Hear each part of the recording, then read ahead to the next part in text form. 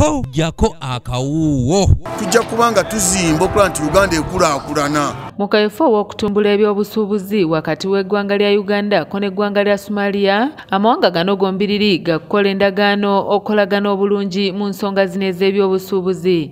As you know, the common market is the protocol dealing with the freedom of movement of the people of East Africa, the freedom of movement of goods in the region, freedom of movement of services, freedom of movement of capital, and also the right of residence and the right of establishment.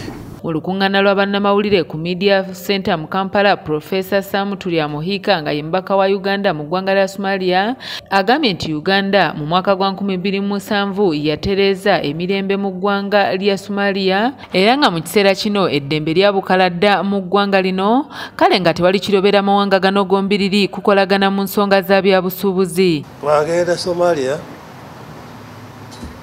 mu mwaka wa 2007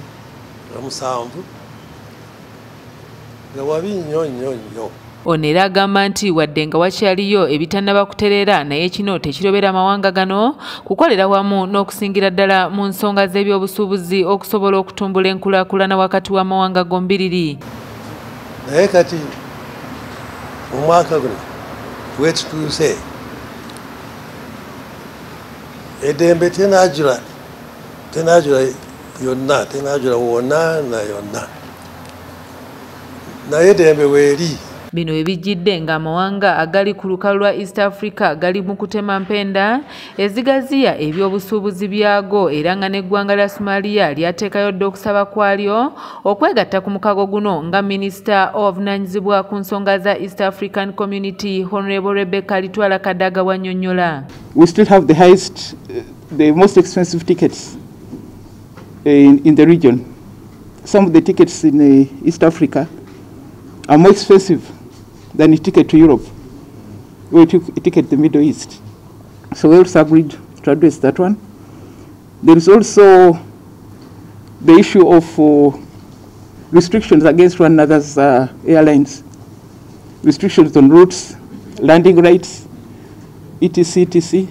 So we agreed that we should also have an air transport market harmonized with fees and levies and taxes addressed, because some taxes are so high and some of them are unnecessary. Honorable Kadaga agambye nti okusobola okugatta amawanga gano gonna mu byobusuubuzi basalawo ensi eziri mu mukago guno okutwala olulimi Oluswayiri ng'olulimi olukulu olwogerebwa buli wamu era lusobole n'okusomesebwa mu masomero abayizi basobola okulubanguka.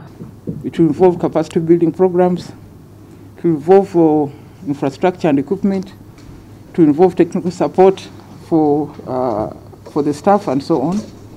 So these are some of the things that we need to do, including documentation, translation into English, Kiswahili and French, and the use of all those languages at regional and national events, and also to include them both in our curriculum. So at the end, the heads of state issued a communique, but before they did so, they had also appointed 2 new judges of the East African Court of Justice. They appointed Mr. Justice Ngaruye from Burundi as a new judge of the East African Court of Justice. Wabula mu kwogerako n'abakulu b'amasomero mu disitulikiti wa Kiso bagambye nti enteekateeka eno bo bali bagitandika dda era nga abayizi baabwe batandika dda okusoma olulimi luno okusobola okuvuganya akatale k'amawanga agali ku lukalu lwa East Africa, wabula ne basaba gavumenti eyongere okusomesa abasomesa olulimi luno kubanga batono nnyo bwogerageranya n'omuwendo gw'abayizi. Twaniriza enkola ya gavumenti gye yatandise okuba nti Swahili egifuula etteeka okubanga essomo lino lisomesebwa mu masomero gonna, naye yagenze okutandika enkola eno fe twali twasookayo dda twatandika dda okusomesa Oluswayiri mu ssomero lyaffe. Covid yagenda okutandika twali twatandika dda okusomesa Oluswayiri abayizi baffe.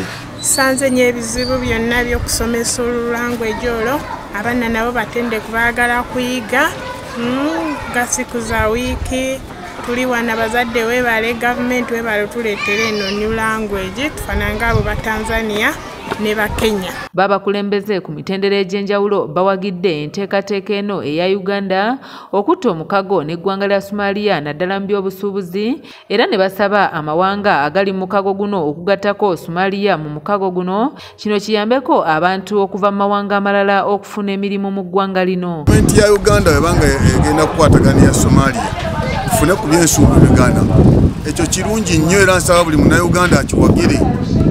Ngabula abamu abaali bavumirira Congo nga bebavumirira si bituufu kubanga President Museveni olwokuba kati ennaku zo tulina abavubuka bangi abasomye, tulina abavubuka bangi nnyo n'abaami n'abakyala abaagala okukola emirimu. Buli lwe tugenda kati Somalia, ne tugenda Congo, ne tugenda Sudan, ne tugenda Kenya, twetaaga tugenda ne Ethiopia. Ojja kulaba ekyo kirungi nnyo era nkiwagirira ddala era ekyo President Museveni awumwebaza. Ekyo kibadde kituufu nnyo bannayuganda tukiwagira n'abantu abamanyi East African Community kyekitegeeza tukiwagira nnyo kubanga bw'ogenda Kenya Luswahili, bw'ogenda Tanzania Luswahili, bw'ogenda Luswahili. Therefore okweyita ba East African Community